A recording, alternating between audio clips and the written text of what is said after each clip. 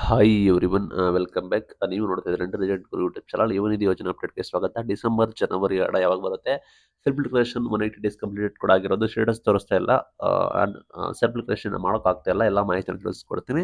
ಚಾನಲ್ಗೆ ಸಬ್ಸ್ಕ್ರೈಬ್ ಆಗಿ. Self declaration ಕೂಡ ಇತ್ತೀಚೆಗೆ ಮಾಡೋಕ್ಕಾಗ್ತಾ ಇರಲಿಲ್ಲ.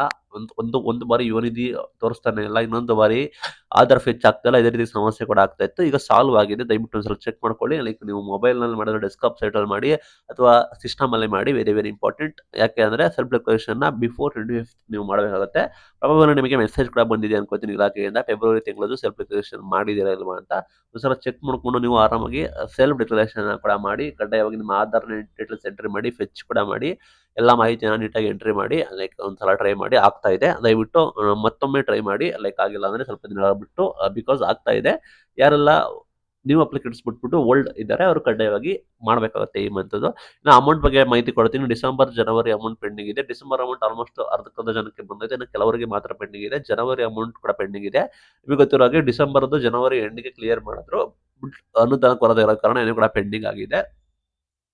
15th ಒಳಗಡೆ ನೀವು ಸಾಧ್ಯತೆ ಎಕ್ಸ್ಪೆಕ್ಟ್ ಮಾಡ್ಬೋದು. ನಂತರ ನಿಮಗೆ ಜನವರಿ ತಿಂಗಳು ಹಣ ಬಂದ್ಬಿಟ್ಟು ನಿಮಗೆ ಗೊತ್ತಿರೋ ಹಾಗೆ ಫೆಬ್ರವರಿ ತಿಂಗಳು ಎಂಡ್ಗೆ ಎಕ್ಸ್ಪೆಕ್ಟ್ ಮಾಡ್ಬೋದು.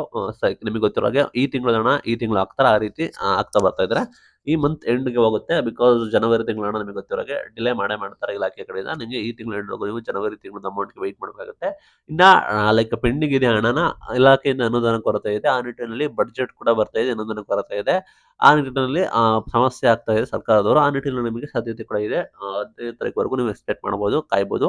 ನಿಮಗೆ ಇನ್ ಕೇಸ್ ಅನುದಾನ ಹೆಚ್ಚಿದ್ರೆ ಇಲಾಖೆಯವರು ಹೇಳಿರೋ ಪ್ರಕಾರ ಲೈಕ್ ನಿಮಗೆ 2 ಕಂತು ಕೂಡ ಒಟ್ಟಿಗೆ ಹಾಕುವ ಸಾಧ್ಯತೆ ಕೂಡ ಇದೆ ಅಂತ ಹೇಳಿ ಮಾಹಿತಿ ಬಂದಿದೆ.